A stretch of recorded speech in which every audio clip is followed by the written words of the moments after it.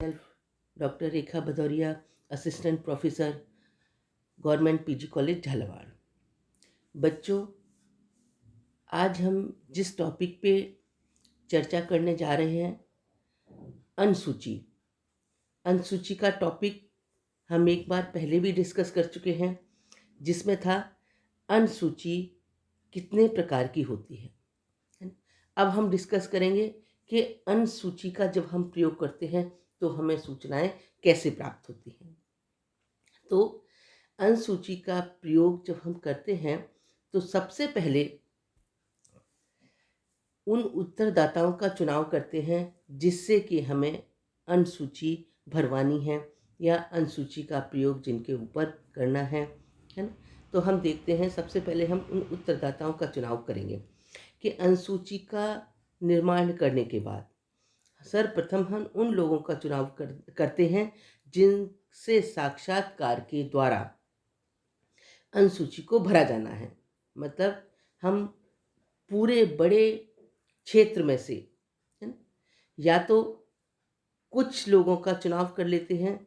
जब हम निर्दर्शन पद्धति में से उसके आधार पर हम चुनाव करते हैं तो उसमें से कुछ लोगों का चुनाव करने के बाद हम उनसे साक्षात्कार की पद्धति करते हैं और स्वयं उसमें से प्रश्न पूछते जाते हैं और उत्तरदाता उत्तर देता जाता है और जो सर्वेक्षण करता है वो उसको लिखता जाता है। लेकिन जब हमें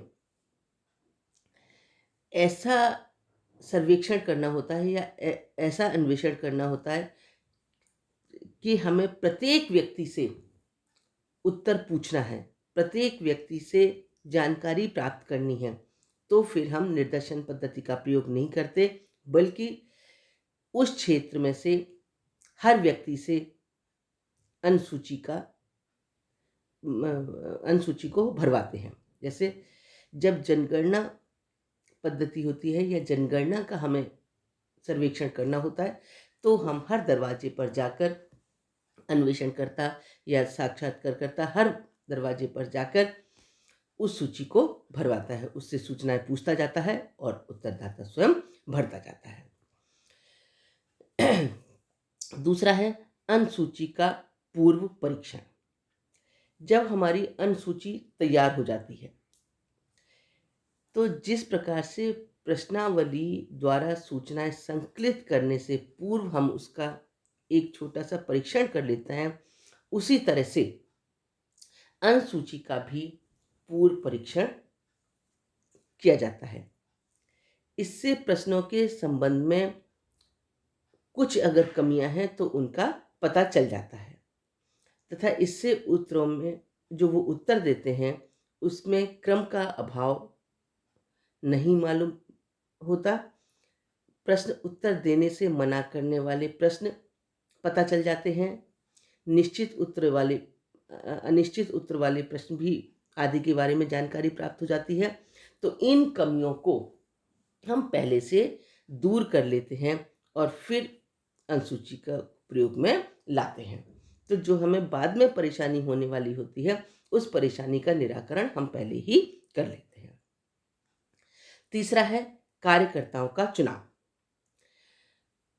उत्तरदाताओं से संपर्क स्थापित करने और अनुसूची को भरने के लिए तथा कार्यकर्ताओं का चयन किया जाता है और उनकी अनुसूची का भरना और अध्ययन की सफलता इसी बात पर निर्भर करती है कि हमारे कार्यकर्ता कैसे हैं।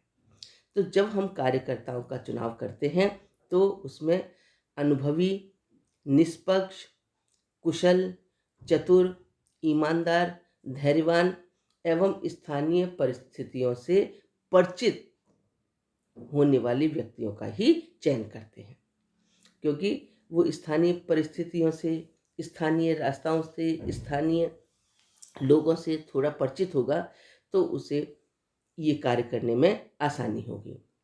निष्पक्ष होना चाहिए, उसमें किसी तरह का एक दूसरे के साथ भेदभाव नहीं हो, है ना। तो हमें जो सूचनाएं प्राप्त होंगी वो बिल्कुल निष्पक्ष प्राप्त होगी। तो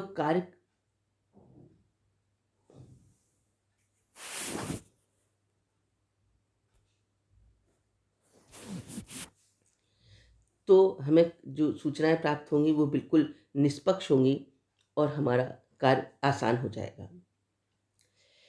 कार्यकर्ताओं के अध्ययन में क्षेत्र में भेजने से पूर्व उन्हें प्रशिक्षित भी किया जाना चाहिए।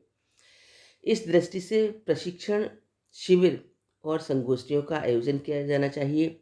उन्हें पूरी जानकारी दी जानी चाहिए कि जो ये सर्वेक्षण कार्य चल रहा है इसका उद्देश्य क्या है, इसके बारे में उन्हें पूरी जानकारी देकर ही अपने क्षेत्र में भेजना चाहिए।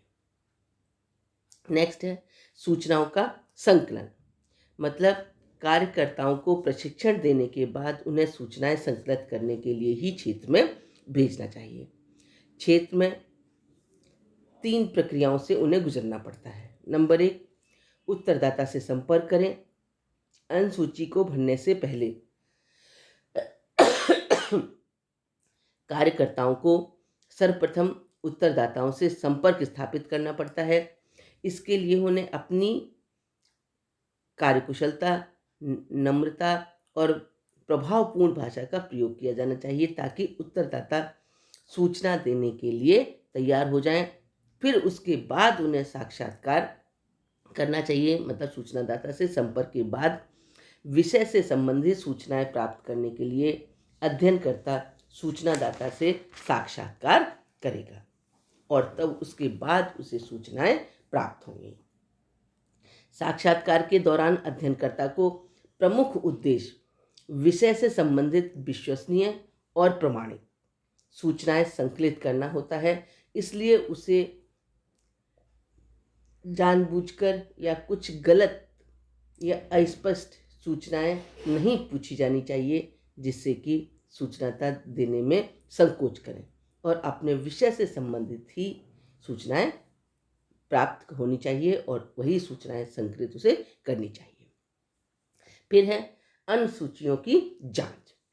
जब हम सूचनाएं संकलित कर लेते हैं तो अब अनुसंधान का कार्य बड़े पैमाने पर होता है। जो अध्ययनकर्ता भरी हुई सूचियों को अध्ययन संस्थान अथवा उस कार्यालय में भेज देता है जहां उनकी जांच की जाती है। अब हम ये देखते हैं कि कोई सूचना छूट तो नहीं गई है अथवा गलत स्थान पर तो नहीं अंकित की गई है। स्पष्ट और अस्पष्ट लिखी हुई अनुसूचियों का पुनः अनुसंधानकर्ता के पास उसे भेजा जाता है और वापस जो सूचनाएं छूट गई हैं या जो गलत अंकित हो गई हैं उनका पुनः जांच की जाती है। अब अनुसूचियों का संपादन की सूचियों की भली भांति जांच करने के बाद उनका संपादन किया जाता है। संपादन का 2 चरण होते हैं। सबसे पहले अनुसूचियों का वर्गीकरण किया जाता है कि क्षेत्र में अनुसूचियों के आ जाने के बाद उन्हें वर्गीकृत करते हैं। जैसे शीर्षकों के अनुसार अलग अलग भागों में बांट दिया जाता था, उन पर संबंधित चिटें लगा दी जाती हैं। साथ ही विभिन्न जो प्रविष्टियां हमने उसमें की थी उनकी जांच कर ली जाती है और फिर संकेतन करते हैं। मतलब वर्गीकरण के पश्चात विभिन्न प्रश्नों और क्षेत्रों की एक विशेष संकेत संख्या दे दी जाती है जहां उन्हें संकेत पर्याय संख्याओं के रूप में होता है। इन संकेतों के आधार पर ही अनुसूचियों को दूर से ही पहचाना जा सकता है। इसके बाद सूचनाओं का निर्वाचन होता है तथा फिर निष्कर्ष निकाला जाता है और जो हमने सर्वेक्षण किया था उसका प्रतिवेदन तैयार किया जाता है।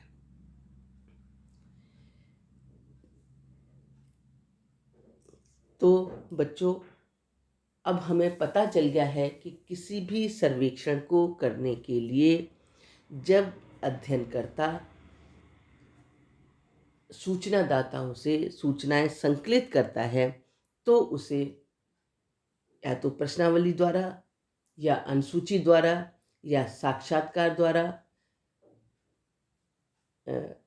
जो है उसे सूचनाएं हम संकलित करते हैं। किसी एक प्रविधि का प्रयोग करते हैं और हम देखते हैं कि अगर हमारी सूचनादाता जो है पढ़े लिखे नहीं है तो हम फिर इसमें से अनुसूची का प्रयोग करते हैं, क्योंकि अनुसूची जो है वो सर्वेक्षणकर्ता के द्वारा स्वयं ही भरी जाती है। वो सिर्फ प्रश्नों की एक सूची होती है जिससे वो बताता जाता है, और जो सर्वेक्षण करता है होता है वो उनको लिखता जाता है। इसलिए जहाँ पर ज़्यादातर जो हमारे सूचनादाता हैं वो अगर बिना पढ़े लिखे हैं या कम पढ़े लिखे हैं, तो वहाँ पर हम अनुसूची का ही प्रयोग करते हैं। धन्यवाद।